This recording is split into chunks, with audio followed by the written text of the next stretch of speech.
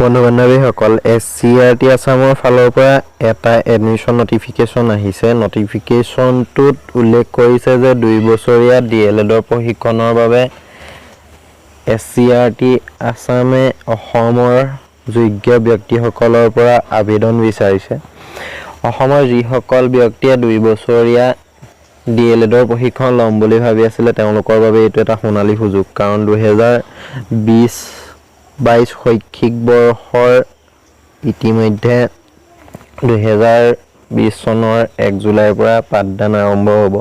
সেই হেতুকে তাৰ পাকখনত 16 মাৰ্চ 2020 তাৰিখে SCERT আসামে অসমৰ যোগ্য প্ৰাৰ্থীসকলক আবেদনৰ বাবে নটিফিকেশন দিছে। নটিফিকেশনটোত আপোনালোকৰ অৰ্হতাৰ পৰা ধৰি কেনে ধৰণে আবেদন কৰিব সকলোখিনি উল্লেখ কৰিছে। আমি ভিডিঅ'টোত আলোচনা কৰিম।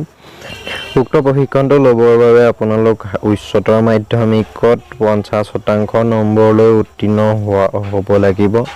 SC ST সকলৰ বাবে 5% ৰিলেক্সেশ্যন আছে।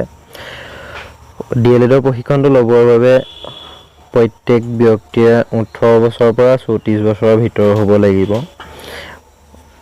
OBC, MOBC, ST, SC সকলৰ বাবে ৰিজাৰ্ভেশ্যন আছে। এইখিনি চাবৰ বাবে আপোনালোকে SCERTAssam.co.in ৱেবছাইটটোত চাব পাৰিব।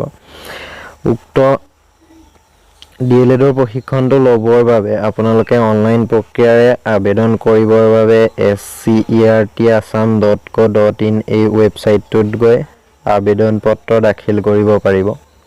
আবেদন পত্ৰৰ মাচুল হ'ল 400 টকা আৰু এই 400 টকাটো আপোনালোকে ইণ্টাৰনেট বেংকিং, ক্ৰেডিট কাৰ্ড নাইবা ডেবিট কাৰ্ড নাইবা ৱালেটৰ পৰা পঠাব লাগিব।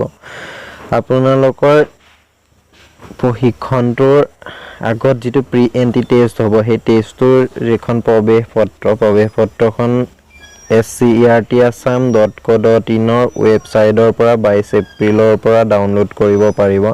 আৰু ডাউনলোড কৰোঁতে আপোনালোকৰ এপ্লিকেশ্যন নাম্বাৰটোৰ লগতে জন্মৰ তাৰিখটো দিলেই হ'ব। প্ৰি এন্ট্ৰি টেষ্টৰ বাবে আপোনালোকৰ এক্সাম চেণ্টাৰটো, আপোনালোকৰ পৰীক্ষা কেন্দ্ৰটো আপোনালোকৰ এডমিট কাৰ্ডতে উপলব্ধ হ'ব। ওচৰৰ স্কুল, কলেজ নাইবা TEI চেণ্টাৰত আপোনালোকে এক্সাম দিব পাৰিব। আপোনালোকৰ প্ৰি এন্ট্ৰি টেষ্টটো হ'ব 26 এপ্ৰিলৰ দিনা, 2020 চনৰ 26 এপ্ৰিলৰ দিনা প্ৰি এন্ট্ৰি টেষ্টটো অনুষ্ঠিত হ'ব।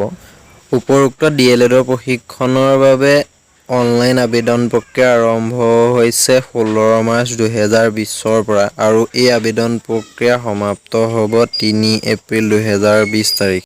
ভিডিঅ'টোৰ ডেছক্ৰিপশ্যনত অনলাইন আবেদন প্ৰক্ৰিয়াৰ লিংকটো দিয়া থাকিব। সেই লিংকত গৈ আপোনালোকে অনলাইন আবেদন কৰিব পাৰিব। নতুন এটা ভিডিঅ'ত মই এই কেনেধৰণে আপোনালোকে অনলাইন আবেদন কৰিব তাৰ ওপৰত এটা ভিডিঅ' বনাম নতুনকৈ। সেই ভিডিঅ'টো আপোনালোকে চাব। আজি ভিডিঅ'টো ইমানখিনি আছিলে। যদি ভিডিঅ'টো ভাল লাগিলে লাইক কৰিব, শ্বেয়াৰ কৰিব আৰু চেনেলটোত যদি নতুনকৈ আহিছে চেনেলটো ছাবস্ক্ৰাইব কৰিবলৈ নাপাহৰিব। ধন্যবাদ।